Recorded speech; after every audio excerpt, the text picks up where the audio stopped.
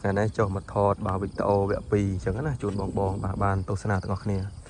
ដីស្រែយើងមកកន្លែងនេះពីមុនដឹងហើយថាវាស្ដាងកម្រិតណាអញ្ចឹងណាដោយសារតែបាញ់ធ្វើស្មៅជ្រុលទៅវាងាប់កូនស្រូវអស់មួយចំនួនប៉ុន្តែឥឡូវគឺបាច់គុំឡើងវិញហើយនេះបាទឃីវហើយល្អទៀតនេះអញ្ចឹងណាបាទហើយបាញ់ថ្នាំខ្ទង់3ថ្ងៃមុនបាទប៉ុន្តែខ្ញុំបានចេញវីដេអូអញ្ចឹងណាបាទ3ថ្ងៃមុនប៉ុន្តែលើកនេះខ្ញុំមកថតជាក់ស្ដែងឲ្យបងបានមើលតែម្ដងទៅបាទ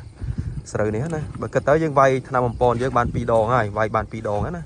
បាទស្រូវលក្ខណៈមួយគឺល្អខ្លាំងអត់មានបញ្ហាចូលរោគចូលជំងឺណាបាទកន្លែងណាគឺដូចកន្លែងណាបាទគឺឃីវសង្ងាត់តែម្ដងបាទអញ្ចឹងប្រែពីដីវាលឥឡូវមកស្រូវលក្ខណៈមួយក្រាស់ខ្លាំងហើយល្អទៀតអញ្ចឹងណាបាទអញ្ចឹងខ្ញុំធ្វើគឺជាវីដេអូមួយជាក់ស្ដែងបាទជូនទៅដល់បងបាទ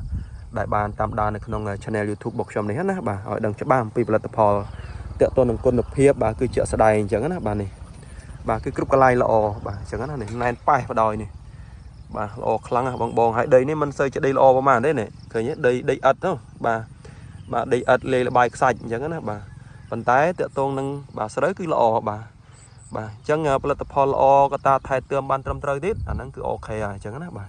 អញ្ចឹងបើសិនជាបងមានចង្អុលអីបន្ថែមបាទអាច comment នៅក្នុង YouTube ខ្ញុំបន្ថែមទៀតបានអញ្ចឹងណាបាទ